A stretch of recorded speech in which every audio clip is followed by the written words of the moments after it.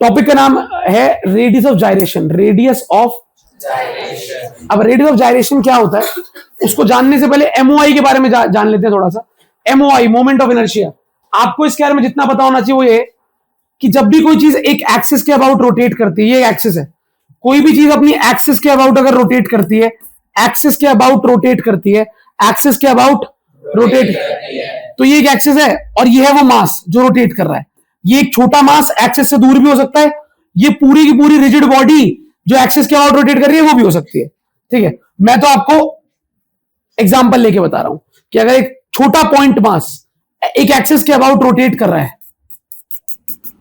ऐसे जाके घूम के आता है, ऐसे घूमता रहता है, एक्सिस से इसकी परपेंडिकुलर डिस्टेंस आर है, क्या है आर, तो मोमेंट ऑफ इनर्शिया होता है आई इज इक्वल टू, आई से डिनोट करते हैं एम आर स्क्वायर। क्या होता है? Mass into perpendicular distance from axis का square, mass into perpendicular distance from axis का स्क्वायर। हर मास का मोमेंट ऑफ इनर्शिया होता है जो भी रोटेट कर रहा है। पर भैया अगर ऐसे छोटे छोटे अनगिनत मासेस को जोड़कर एक अजीब सी रिजिड बॉडी बन गई तो, हाँ अगर बन गई तो उसका भी निकालेंगे। उसका निकालने के लिए क्या करेंगे? उसका निकालने के लिए उस रिजिड बॉडी को अनगिनत छोटे छोटे मास में तोड़ेंगे, उसके बाद सबका मोमेंट ऑफ इनर्शिया निकालेंगे, टोटल करेंगे, तब जाके पूरी बॉडी का मोमेंट ऑफ इनर्शिया आएगा। और मोमेंट ऑफ इनर्शिया की अजीब बात पता है क्या है? वो ना एक्सिस बदलने से बदल जाता है। अब अभी मैंने एक्सिस यहां पे ली है तो इस छुटके मास का आया एम आर स्क्वायर। कल को मान लो मैं एक्सिस यहां पे ले लेता, न्यू एक्सिस, और पूरी की पूरी बॉडी को इसके अबाउट रोटेट कराता, तो ये जो मास है क्या अभी भी इस मास की दूरी इस एक्सिस से कैपिटल आर है या कम हो गई है? तो इस वाले मास का जो एमओआई होगा, मोमेंट ऑफ इनर्शिया, इस वाली एक्सिस के अबाउट थोड़ा सा कम होगा। क्या होगा? समझ रहे हो?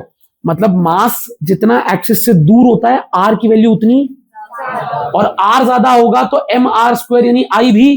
तो ये दो बातें क्लियर है। अगर आर बढ़ाओगे तो मोमेंट ऑफ इनर्शिया बढ़ जाएगा। जो पार्टिकल एक्सिस से ज्यादा दूर होता है उसका एमओआई ज्यादा होता है। एमओआई ये बताता है कि उस पार्टिकल की या उस ऑब्जेक्ट की घूमने की टेंडेंसी कितनी है, रोटेट करने की टेंडेंसी कितनी है, रोटेट करने के बाद कितनी समय तक, कितनी चाहत से वो उस रोटेशन के मोशन को कंटिन्यू रखना चाहता है, ये बताता है हमें एमओआई से। एमओआई का एक ही फॉर्मूला होता है एम आर स्क्वायर। एक बड़ा मास है, उसके अंदर अनगिनत मासेस हैं, या मैं बोलूं 5220 मास हैं, तो आपको 5220 मास को एक एक करके उठाना है, उनकी एक्सिस से दूरी लेनी है, मास की वैल्यू इंटू आर का स्क्वायर, फिर अगले मास को उठाना है, मास की वैल्यू इंटू आर का स्क्वायर, ऐसे कर करके सारे मासेस के डिस्टेंस का स्क्वायर को लेकर एम आर स्क्वायर निकालना है और सारे एम आर स्क्वायर को ऐड कर देना है। हर मास को उठाया, उसकी एक्सिस से दूरी निकाली और उसका स्क्वायर करके मल्टीप्लाई कर दिया, तो एक मास का एक एम आर स्क्वायर, दूसरे का दूसरा एम आर स्क्वायर, सबका आर अलग अलग होगा, सबका आर। मान लो मैंने पूरी बॉडी को बराबर मासों में तोड़ भी दिया तो सबका आर तो, कोई मास एक रिजिड बॉडी है तो एक मास यहां पर है, एक मास यहां पर है, एक मास यहां पर है, इसकी दूरी कम है, इसकी दूरी थोड़ी और कम, इसकी बहुत ज्यादा, तो हर मास को उसके आर स्क्वायर से मल्टीप्लाई करते चलेंगे और लास्ट में सारे एम आर स्क्वायर को प्लस कर देंगे, तो पूरी बॉडी का एमओआई आ जाएगा किसी एक एक्सिस के अबाउट। भैया एक्सिस बदलूंगा तो एमओआई बदल जाएगा? हाँ, आप एक्सिस बदलोगे तो एमओआई बदल जाएगा। नहीं समझे क्या भाई? देखो ऐसा है, एक बात सुनो, यहां पर एक गोल सी मोटी सी शीट लेके आता हूं, इमेजिन करो एक गोल सी मोटी सी शीट है, ठीक है ना, वो ऐसे पड़ी है और मैंने ना उसके सेंटर में एक ऐसे रॉड गाड़ दी, बिल्कुल गोले के, सीडी टाइप गोला है, बहुत थिक, उसके सेंटर में यहां पे रॉड गाड़ दी, ठीक है। और मैं आपसे कह रहा हूं भाई हम सब ना एक एक करके मूव कराएंगे और मूव करा के चेक करेंगे कौन सी स्थिति में ये जल्दी और आसानी से मूव कर पा रही है, यानी कौन सी स्थिति में मूव करने के बाद मोशन को बहुत देर तक कंटिन्यू रखेगी। सबसे पहले मैंने क्या किया, एक शीट ली गोल गोल गोल, यहां पर एक डिस्क है, उस डिस्क के सेंटर में हमने एक रॉड डाली और एक्सिस बना दी और उस डिस्क को ऐसे करके रोटेट किया, साइड से घूमेगी, डिस्क घूम रही है, तुमने 2 बार जोर से हाथ मारा वो घूम रही है और तुम नोट कर रहे हो, देख रहे हो कितनी देर तक घूमती रहती है, घूमेगी। अब तुमने क्या किया भैया, एक्सिस को ऐसे नहीं रखते, क्या करते हैं उस एक्सिस को ना, ये डिस्क है ना ऐसे, यहां साइड से एक तरफ से डालते हैं और एक तरफ से निकाल देते हैं, समझ रहे हो, ऐसे साइड से ये डिस्क है और यहां पर ऐसे डाल के निकाल देते हैं एक्सिस को ऐसे। अब वो डिस्क ऐसे है, अब वो ऐसे घूमेगी, नहीं समझे? कौन समझ गया? ये अगर ये डिस्क है, इस डिस्क में अगर हम यहां पर एक्सिस रखते हैं और इसको साइड से ऐसे घुमाते हैं ऐसे, तो घूमेगी। लेकिन अब मैं यहां पे एक्सिस रखता हूं, यहां पे, और फिर घुमाऊंगा तो फिर तो ऐसे घूमेगी ना, ऐसे। हाँ ना, बोलो। तो मैं यहां से ऐसे हाथ मार के इसको घुमाता हूं, ठीक है। तो दो एक्सिस हो गई, एक ये और एक ये। आपको क्या लगता है किसके अबाउट आराम से घूम जाएगी? सेंटर वाली एक्सिस या ये वाली एक्सिस? ये वाली, क्योंकि इस एक्सिस के अबाउट एमओआई अच्छा खासा है। एमओआई इसके अबाउट एमओआई थोड़ा सा कम है, थोड़ा सा, समझ रहे हो? ऐसा होता भी है असल में, इसके अबाउट एमओआई होता है जितना, इसके अबाउट डबल होता है उसका। तो ऐसे में घूमने का चांस बहुत। तो आप एक ही ऑब्जेक्ट की अगर एक्सिस बदल दोगे ना तो उसका एमओआई बदल जाएगा। एमओआई बदलने का मतलब उसके घूमते रहने का जो चाहत है, जो टेंडेंसी है, वो बदल जाएगी। एक बॉडी का एमओआई कम है तो वो कम टाइम तक रोटेशनल मोशन को अपने पास रखना चाहेगी। एमओआई ज्यादा है तो ज्यादा देर तक रोटेशन को परस्यू करना चाहेगी। Depends all upon MOI and MOI depends upon axis of rotation. आप एक्सिस बदलो, एमओआई बदल गया। समझ गए क्या? समझ रहे हो मेरी बात? समझ रहे हो थोड़ा थोड़ा, है ना? तो एमओआई, मोमेंट ऑफ इनर्शिया, होता क्या है? मास इंटू आर का स्क्वायर। और आपको सारे मासेस को उनके आर स्क्वायर से मल्टीप्लाई करके सबका एम आर स्क्वायर निकालकर प्लस करना होता है, तब आता है पूरी बॉडी का मोमेंट ऑफ इनर्शिया। और ऐसा करने के लिए अक्सर हम इंटीग्रेशन का सहारा लेते हैं, क्योंकि इनफाइनाइट मासेस के एम आर स्क्वायर को ऐड तो हम नहीं कर सकते। इंटीग्रेशन का अर्थ ये होता है कि छोटी छोटी अनगिनत चीजों को इंटीग्रेट, जोड़ दो। तो इंटीग्रेशन से हम ये काम करते हैं जब भी हमें जरूरत पड़ती है। सही है? तो आगे बढ़ते हैं। आज का जो पहला टॉपिक है वो एमओआई से लिंक, नाम है रेडियस ऑफ जायरेशन। क्या नाम है? चलिए, तो देखिए रेडियस ऑफ जायरेशन क्या होता है।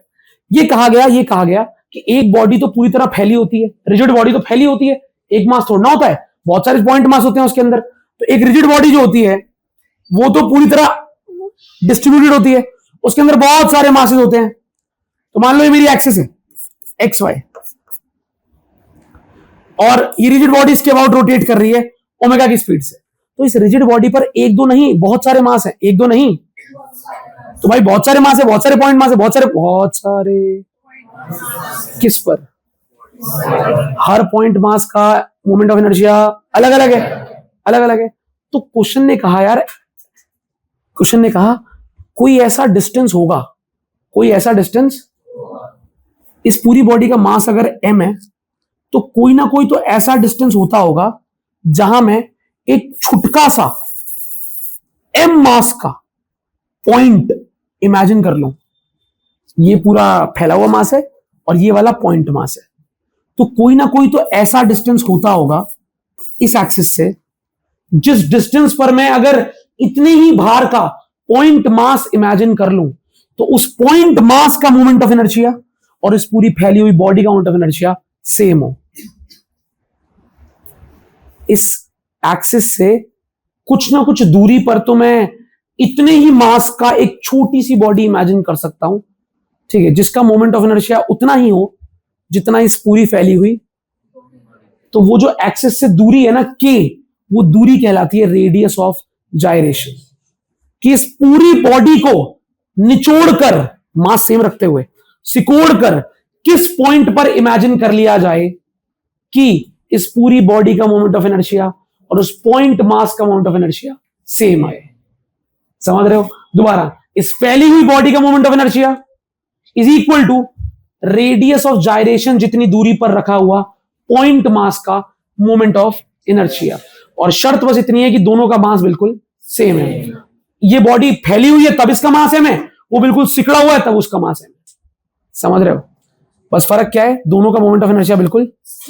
तो आपको ये बताना है कि इस मास के बराबर पॉइंट मास को, दोबारा इस मास के बराबर, एक और बार दोबारा, इस मास के बराबर पॉइंट मास को कितनी दूर रखूं, कितनी दूर इमेजिन करूं कि उसका एमओआई और इस बॉडी का एमओआई सेम आ जाए। वो कितना दूर रखूं उसे, कितना दूर हो वो मास, क्योंकि दूरी से एमओआई बदल जाता है ना। इस मास को पास लाऊंगा, इसका डिस्टेंस कम होगा, एमओआई भी कम होगा। तो किसी ने बोला इस पूरी बॉडी के मास को अगर छोटा करके रिड्यूस करके पॉइंट मास बना दूं तो उस पॉइंट मास को कितनी दूरी पे रखूं कि जितना इस फैली हुई बॉडी का एमओआई है उतना उस पॉइंट मास का एमओआई हो। ये बता दो। उस दूरी का नाम रेडियस ऑफ जायरेशन है। अंग्रेजी में लिखा है ये वो डिस्टेंस है, it is the distance from the axis ये एक्सिस से वो डिस्टेंस है. If the whole mass of the body were concentrated, its moment of inertia about the given axis would be the same as with the actual distribution of. इस फैले हुए मास का जो moment of inertia है और जो उस कॉन्सेंट्रेटेड मास का मोमेंट ऑफ इनर्शिया है वो बिल्कुल सेम है. तो उस मास को जिस दूरी पे रखें उस दूरी को रेडियस ऑफ जायरेशन कहते हैं. ऐसा बहुत रेयर होता है कि पेपर में रोटेशन आए और रेडियस ऑफ जायरेशन ना आए. रेडियस ऑफ जायरेशन एक प्रमुख टॉपिक में आता है भाई. अगर आप हाफ ईयरली के फाइनल एग्जाम देंगे तो रोटेशन एक बहुत प्रबल चैप्टर बन जाएगा. अभी तो आखिर में टीचर कराता है तो कम देता है उसमें से. हम जानते हैं मोमेंट ऑफ इनर्शिया क्या होता है, मास इंटू आर का स्क्वायर. मास इंटू आर क्या होता है, distance from the axis, perpendicular distance from the axis. अच्छा चलिए मैं कर रहा हूं, आप देखिएगा 1 मिनट में हो जाएगा. Let us assume that the rigid body is made up of n identical masses. हम ये मान लेते हैं कि जो पूरी की पूरी बॉडी छोटे छोटे n मासेस से मिलके बनी है. हाँ मान लेते हैं भाई. अब मान रहे मैं देखो डायग्राम को थोड़ा सा मॉडिफाई कर रहा हूं, है ना.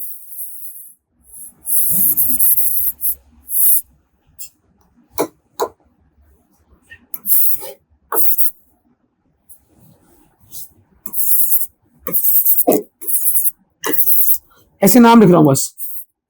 M(R1), M(R2), M(R3) और M(R4). ऐसे बहुत सारे मास होंगे. सही है. मान लेते हैं पूरी बॉडी कितने मास को मिला के बनी है, n आइडेंटिकल मासेस. तो क्या मैं लिख सकता हूं n इंटू एक मास का वेट, मतलब एक mass into n is equal to total mass. क्या मैं लिख सकता हूं पूरी बॉडी किससे मिलकर बनी है, n छोटे छोटे मासेस से. अगर एक छोटे से मास के मास को मैं m मानूं, छोटे से हिस्से के मास को मैं m मानूं, तो टोटल कितने हिस्से हैं, n हिस्से. n हिस्से कितने मास के हैं, mm मास के हैं. तो टोटल मास निकालने के लिए दोनों को मल्टीप्लाई कर दिया और मेरा टोटल मास कितना दे रखा था स्टार्टिंग से, m. तो क्या लिखना सही है गलत है. Equation number 1. अगर 2m मास होते तो टोटल मास 2m होता, 3m मास होते तो m 3m होता. अब यहां पे कितने m मास है, n. तो टोटल मास क्या हो जाएगा, n इंटू m. सही है. और टोटल मास हमने कैपिटल M के बराबर लिया था. सही है. अच्छा अब मुझे बताओ क्या मैं लिख सकता हूं, I1 is equal to M(R1) square. छोटे से पहले पार्टिकल का moment of inertia m into R1 का स्क्वायर. ऐसे ही छोटे से दूसरे particle moment of inertia m into R2 का स्क्वायर. तीसरा पार्टिकल m इंटू R3 का स्क्वायर. करते करते IN is equal to m into RN का सबका mr स्क्वायर ले लिया. हाँ तो पूरी बॉडी का निकालने के लिए इसके जस्ट बाद में आगे करूंगा तो क्या निकल के आएगा बताना. I is equal to mr1 square plus m dot mr. ये आ गया टोटल अमाउंट ऑफ इनर्शिया. बढ़िया. क्या m कॉमन आ रहा है, देख लो. तो मैंने लिख दिया I is equal to m R1 square plus R2 square plus. सही है. अब ट्रिक क्या है, n से मल्टीप्लाई n से डिवाइड. n से मल्टीप्लाई n से डिवाइड. जब मैंने n से मल्टीप्लाई n से डिवाइड किया तो भाई m इंटू n क्या बन गया, टोटल मास नहीं बन गया. m इंटू n क्या था, तो यहां पर मैंने लिख दिया m इंटू n बन गया टोटल मास. सही है. और यहां आ गया R1 square plus R2 square plus R3 square dot RN square upon n. तो ये आ गया आपका दूसरी इक्वेशन. क्या आ गई है भैया, ये क्या निकाला है हमने निकाला है moment of inertia of the whole body. सही है. अब according to question radius of gyration क्या होता है? एक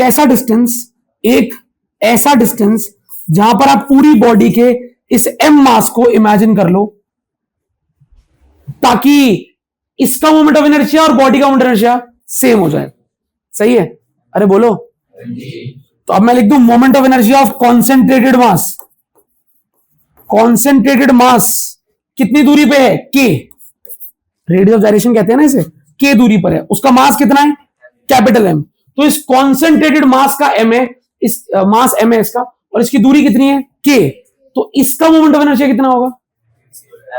एम इंटू, बताओ होगा नहीं होगा? इस कॉन्सेंट्रेटेड मास में तो एक ही ऑब्जेक्ट है ना, इस ऑब्जेक्ट का मास एम है, इसकी दूरी के है, तो इसका मोमेंट ऑफ इनर्शिया आ जाएगा एम के स्क्वायर। ये हो जाएगी इक्वेशन नंबर 3। क्वेश्चन ने मुझसे क्या बोला था? रेडियस ऑफ जाइलेशन वो रेडियस होता है जिस रेडियस पे कॉन्सेंट्रेटेड मास का एमओआई और पूरी बॉडी का एमओआई सेम हो जाता है। सेम रखो आंसर सामने आपके, कर दूं? According to the definition of radius of gyration, उसकी डेफिनेशन के according moment of inertia of body is equal to moment of inertia of concentrated mass. बता दो क्या बनेगा?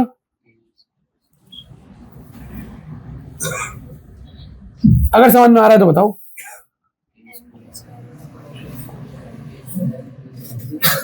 According to definition of radius of gyration, body का MOI यानी कि M R1 square, R2 square, R3 square dot dot dot upon is equal to M से M. K की value क्या आ गई भाई? K is equal to under root